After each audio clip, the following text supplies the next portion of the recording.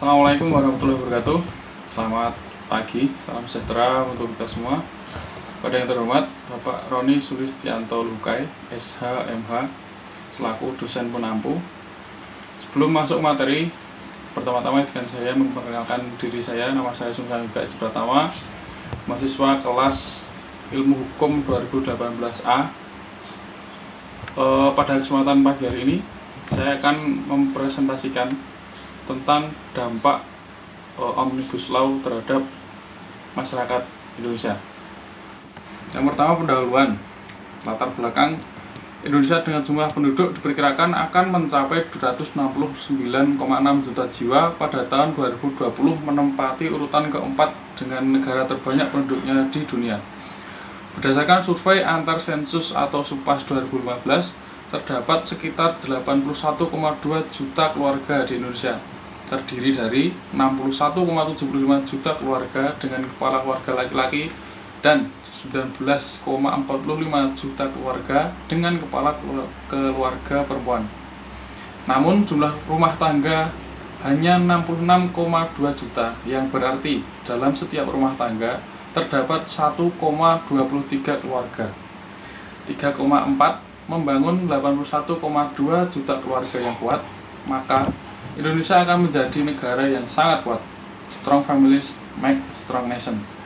Sejak tahun 2014, tanggal 29 Juni ditetapkan sebagai Hari Keluarga Nasional atau Harganas. Ini untuk mengingatkan segenap bangsa Indonesia akan pentingnya peran keluarga dalam kehidupan keseharian maupun dalam kehidupan berbangsa dan bernegara. Keluarga juga merupakan sumber kekuatan yang mendukung segala upaya pembangunan bangsa dan negara. Keluarga sebagai unit terkecil dalam masyarakat, namun keluarga lebih dari sekedar sebuah unit dari masyarakat, tapi juga merupakan wadah penting bagi pertumbuhan dan perkembangan fisik dan mental setiap individu yang akan dan terlahir di dunia. Keluarga melindungi, membentuk, membesarkan, memperkuat individu sejak dalam kandungan sampai menjadi dewasa. Kesemuanya ini dipengaruhi oleh pola pengasuhan yang diterapkan dalam keluarga, karena setiap orang dalam keluarga adalah bagian dari unit keluarga. Mengingat keluarga adalah unit terkecil dalam masyarakat, maka pola pengasuhan yang memengaruhi semua anggota keluarga tersebut akan berdampak pada dan dapat memegang peran penting dalam sistem sosial masyarakat. Oleh sebab itu, pengasuhan yang berkualitas memiliki efek yang panjang terhadap ketahanan suatu keluarga, terhadap sistem sosial masyarakat, dan akhirnya terhadap ketahanan bangsa. Kegiatan-kegiatan kecil terkait keluarga yang tersebar atau terserak di berbagai kementerian atau lembaga dan pemerintah daerah tidak dapat dipantau dan diukur proses dan capaiannya. Kemudian indikator-indikator pembangunan ketahanan keluarga belum dimasukkan dalam Rencana Pembangunan Jangka Panjang Nasional atau RPJPN.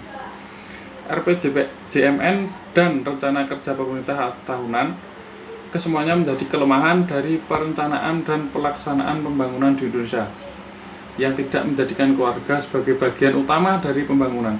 Apalagi program yang ada masih menangani keluarga secara parsial dan hanya menyasar kepada segmen tertentu dari keluarga, yaitu keluarga miskin atau keluarga peserta program KB. Sedangkan permasalahan ketahanan keluarga tidak eksklusif hanya terjadi pada keluarga miskin. Pornografi, narkoba, miras, dan seksual dini, perilaku penyimpangan seksual tidak mengenal miskin kaya. Bahkan konten-konten yang bermuatan pornografi, gaya hidup yang jauh dari nilai agama dan Pancasila, ungkapan yang tidak sesuai dengan nilai kesopanan Indonesia tetap tertayang di televisi yang ditonton puluhan juta penduduk Indonesia tanpa ada kejelasan sikap dari pemerintah. Diharapkan adanya undang-undang ketahanan keluarga yang menyediakan landasan pengaturan lingkup kehidupan keluarga yang komprehensif, mencakup berbagai dimensi dan aspek kehidupan berkeluarga. Jadi tidak hanya berfungsi untuk menangani persoalan sosial, melainkan berfungsi dalam pembangunan aspek kehidupan tatanan berkeluarga sesuai peran, fungsi, dan tujuannya serta menjadikan keluarga sebagai salah satu acuan utama dalam kebijakan pembangunan. B. Rumusan masalah. Dari uraian permasalahan di atas, maka beberapa permasalahan yang dapat diidentifikasi adalah sebagai berikut. Pertama, permasalahan apa yang dihadapi keluarga Indonesia dalam mewujudkan ketahanan keluarga dan bagaimana permasalahan tersebut diatasi. Yang kedua, apakah landasan teoritis dan bukti empiris sebagai dasar pengaturan rancangan undang-undang tentang ketahanan keluarga. Yang ketiga, bagaimana evaluasi terhadap peraturan perundangan yang sudah ada mengenai ketahanan keluarga. Yang keempat, bagaimana pertimbangan fisiologis, sosiologis, yuridis mengenai perlunya rancangan undang-undang tentang ketahanan keluarga. Berbagai permasalahan keluarga di atas dari waktu ke waktu terus bertambah, membutuhkan pemahaman terhadap akar permasalahan keluarga. Dalam hal ini perlu adanya identifikasi dan perumusan akar masalah atas berbagai persoalan keluarga yang muncul dan terus berkembang. Perumusan masalah dapat membantu menemukan asumsi-asumsi yang tersembunyi, mendiagnosis penyebab-penyebabnya, memetakan tujuan-tujuan yang memungkinkan memadukan pandangan-pandangan yang bertentangan, dan merancang peluang-peluang kebijakan yang baru. C. Metode penelitian. Penyusunan naskah akademik rancangan undang-undang tentang ketahanan keluarga dilakukan melalui studi kepustakaan atau literatur dengan menelaah berbagai data sekunder seperti peraturan perundangan terkait, dokumen hukum terkait, jurnal penelitian, dan literatur mengenai ketahanan keluarga. Selain itu juga dilakukan pengumpulan masukan dari pakar dan pemangku kepentingan melalui diskusi terpimpin. Upaya membangun ketahanan keluarga perlu memerlukan dukungan nyata berbagai pihak, baik pemerintah maupun masyarakat. Kedaruratan persoalan keluarga di Indonesia secara nyata menjadi ancaman bagi ketahanan nasional. Oleh sebab itu, upaya mengatur pembangunan ketahanan keluarga di dalam undang-undang untuk melengkapi peraturan perundang-undangan exciting menjadi kebutuhan mendesak. Untuk bab 2, tinjauan teori. A. Teori struktural dan fungsional keluarga. Perspektif struktural fungsional sangat berpengaruh sejak dikembangkan oleh Talcott Parsons di pertengahan abad 20. Menurut Parsons, dalam rangka beradaptasi terhadap lingkungan dibutuhkan struktur keluarga inti yang dapat menjalankan fungsi-fungsi sosial dan memenuhi kebutuhan fisik dan mental anggota keluarga. Dalam hal ini, struktur mengacu pada anggota keluarga yaitu orang tua, anak, dan famili. Sedangkan fungsi dalam hal ini mengacu pada bagaimana keluarga memenuhi kebutuhan fisik dan mental untuk dapat terus hidup dan berkembang. Dengan demikian, dapat dikatakan bahwa konsep struktural fungsional bertemu pada sistem, struktur sosial, fungsi, dan keseimbangan. Semua permasalahan dalam suatu sistem sosial bermuara pada 4 masalah fungsional, yaitu yang pertama adaptasi, yang kedua pencapaian tujuan atau goal entertainment, yang ketiga integrasi, dan keempat pemeliharaan pola laten atau pengelolaan tekanan atau latent pattern maintenance. Ini dikenal sebagai skema agil. Setiap tindakan dari suatu sistem untuk mempertahankan keseimbangannya akan menghadapi keempat fungsional ini. Teori fungsi keluarga itu sendiri dapat dibagi menjadi 3 dimensi, yaitu keakraban keluarga, kemampuan beradaptasi keluarga, dan komunikasi dalam keluarga. Adapun peraturan pemerintah nomor 87 tahun 2014 dalam pasal 7 mencantumkan 8 fungsi keluarga yang meliputi: yang pertama, fungsi keagamaan. Fungsi keluarga sebagai tempat pertama seorang anak mengenal, menanamkan, dan menumbuhkan serta mengembangkan nilai-nilai agama, sehingga bisa menjadi insan yang agamis, berakhlak baik dengan keimanan dan ketakwaan terhadap Tuhan Yang Maha Esa. Yang kedua adalah fungsi sosial budaya. Yang ketiga, fungsi cinta kasih. Yang keempat, fungsi perlindungan. Yang kelima, fungsi reproduksi. Yang keenam, fungsi sosialisasi dan pendidikan. Yang ketujuh, fungsi ekonomi. Dan yang kedelapan adalah fungsi pembinaan lingkungan. Konsep ketahanan keluarga. Ketahanan keluarga dirumuskan dari berbagai sudut pandang.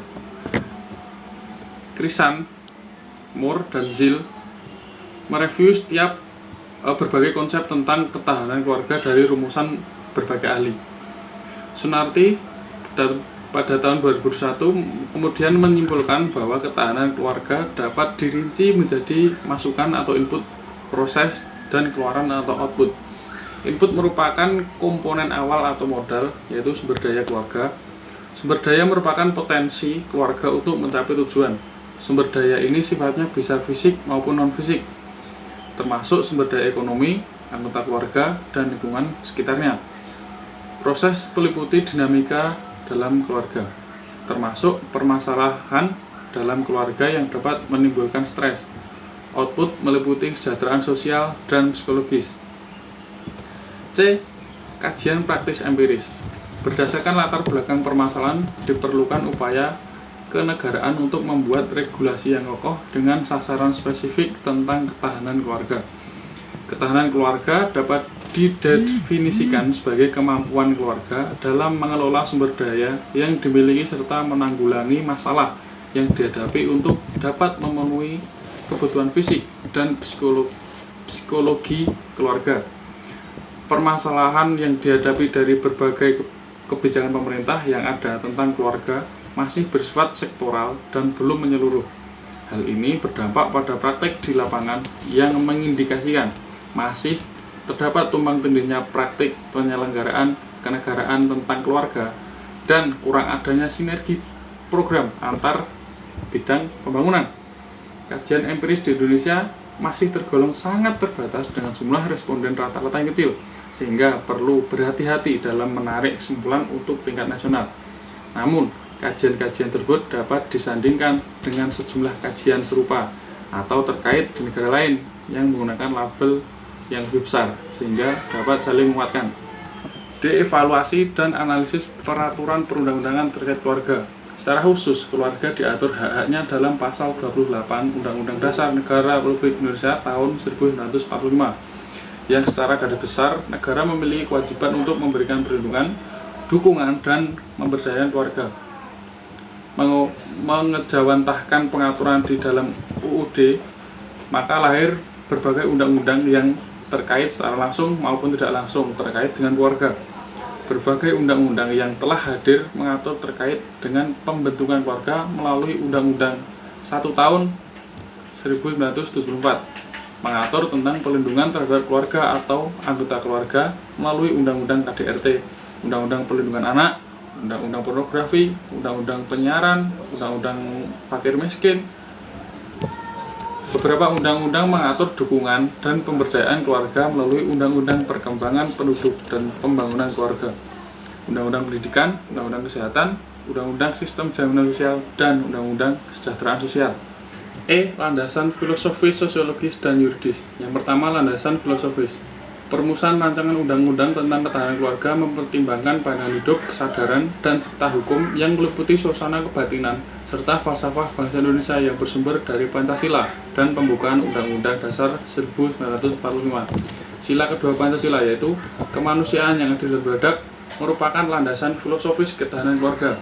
Hal ini mengikat bahwa ketahanan keluarga dimaksud untuk menciptakan keadilan dalam kehidupan berbangsa dan bernegara, serta membentuk peradaban manusia yang saling menyayangi, menghormati, dan menghargai dimulai dari keluarga sebagai unit terkecil. Sebagai konsekuensi dari kedudukan Pancasila yang terkandung dalam pembukaan Undang-Undang Dasar Negara Republik Indonesia tahun 1945 sebagai Stats Fundamental, maka secara yuridis nilai-nilai Pancasila harus diderivisikan ke dalam Undang-Undang Dasar Negara Republik Indonesia tahun 1945 dan selanjutnya pada seluruh peraturan perundang-undangan lain. Dalam kerangka ini, maka negara hukum Indonesia dapat pula dinamakan negara hukum Pancasila. Yang kedua, landasan sosiologis. Keluarga memiliki fungsi reproduksi untuk meneruskan kelangsungan keturunan dan menyiapkan sumber daya manusia, sehingga keluarga memiliki peran penting dalam menjaga eksistensi keberadaan suatu bangsa dari puluhan. Di samping itu, keluarga memegang peranan penting dalam pengembangan sumber daya manusia Indonesia. Yang ketiga, landasan yuridis. Landasan yuridis tentang ketahanan keluarga bersumber pada Undang-Undang Dasar Negara Republik Indonesia tahun 1945 pasal 1 ayat 3 menegaskan bahwa negara Indonesia adalah negara hukum.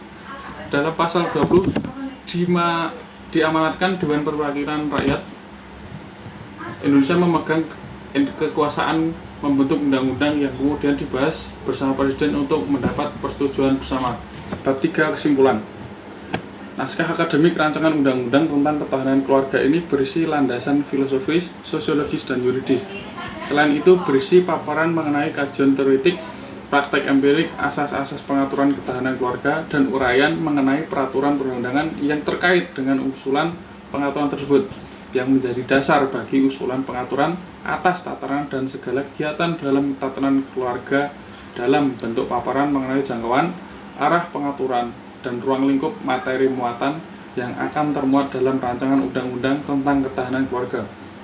Penyusunan naskah akademik ini sebagai acuan atau referensi penyusunan dan pembahasan rancangan undang-undang tentang ketahanan keluarga, sehingga menjadi solusi menguatkan keluarga dengan menciptakan ketahanan keluarga untuk mewujudkan ketahanan nasional di Indonesia. Demikian presentasi ini saya sampaikan. Mohon maaf bila ada banyak kesalahan kata. Akhir kata, wassalamualaikum warahmatullahi wabarakatuh.